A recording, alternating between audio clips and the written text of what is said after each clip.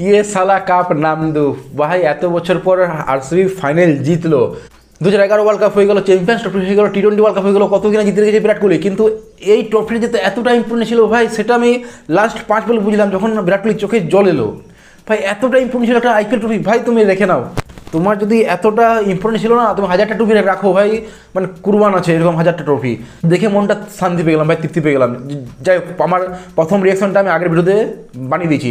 এই ভিডিওতে বলবো বিরাট আরসিবি কোথায় জিতলো, পাঞ্জাব কোথায় হারলো, আর আরসিবি কীভাবে হারতেও আবার জিতে গেল।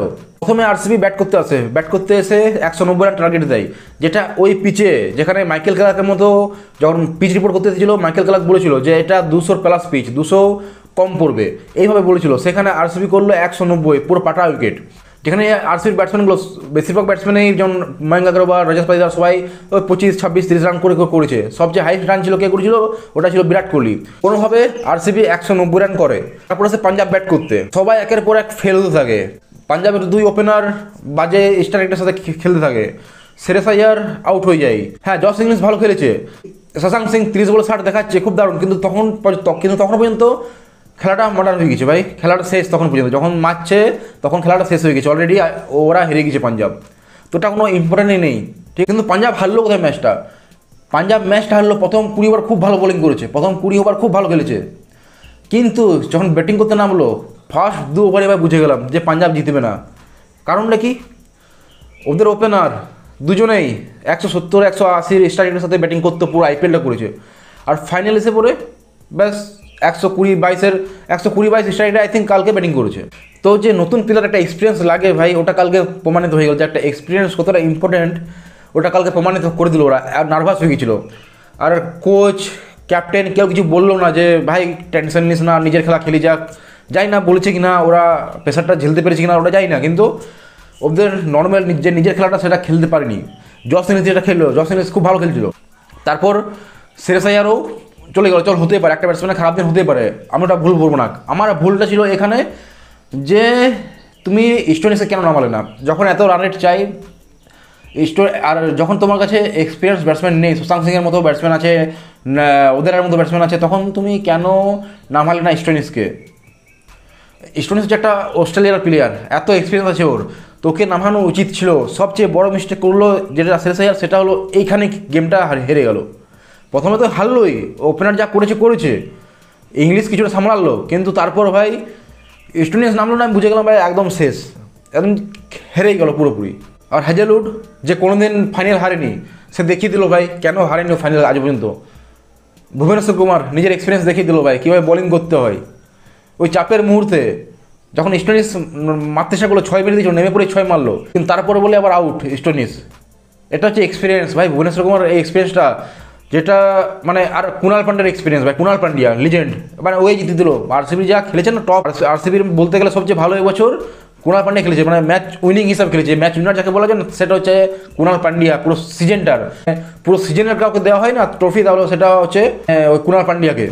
ভাই এত সময় পারফর্ম করলো, ফাইনালেও দারুণ খেলেছে। কুণাল পান্ডিয়া, ভুবনেশ্বর কুমার অ্যান্ড হ্যাজেলউড, এই 3 জন মিলে ফাইনালে জিতে দিল ভাই। এই 3 জন মিলে ফাইনালে জিতে দিল, এই 3 জন মিলিয়ে। নাহলে বিরাট কোহলি যা ব্যাটিং করেছিল 120-122 স্ট্রাইক রেটে, যেটা সবচেয়ে মানে টপ 5-এ চলে যাবে কম স্ট্রাইক রেটে, মানে ওইরকম পিচে এই সবচেয়ে লোয়েস্ট অ্যাভারেজ, মানে লোয়েস্ট স্ট্রাইক রেটে ব্যাটিং করছে বিরাট কোহলি। 120-22 টপ 5-এ আসবে বিরাট কোহলি, টপ 5-এ। যে ফাইনাল ম্যাচে এত খারাপ স্ট্রাইকের সাথে ব্যাটিং করেছে না, টপ 5-এ আসে বিরাট কোহলি।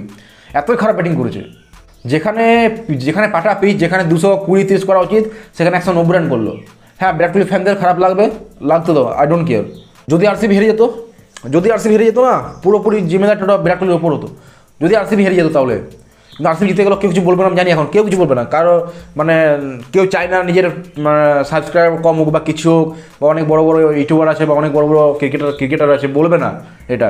হ্যাঁ, আরসিবি হারলে হয়তো বলতো অনেকেই, কিন্তু এই কোয়েশ্চেনটা কেউ তুলতো না আরসিবি জেতার পর, বা এখনও কেউ তুলেনি। আমার মনে হয় না কেউ তুলেছে বলে, যে বিরাট কোহলি কতটা বাজে খেলেছে। কিন্তু আরসিবি পুরো সিজন যেটা করে গেল, প্রত্যেকটা আলাদা player man of the match হয়েছে, সেটা এই ফাইনালও করে গেল। সবাই একটু করে রান করলো, কিন্তু 190 রান করলো। একটা লোহার মতো রান ছিল। হ্যাঁ, ফাইনালে 190 রানটা কিন্তু অনেকটাই, হয়তো ওটা 230-এর পিচ, কিন্তু 190টাও কাফি ছিল লোহার মতো। আর পাঞ্জাব পারলো না, ওদের এক্সপিরিয়েন্স নেই। শুধু ক্যাপ্টেন এক্সপিরিয়েন্স থাকলে হবে না, ক্যাপ্টেন এক্সপিরিয়েন্স কার এক্সপিরিয়েন্স ছিল, সব নতুন প্লেয়ার।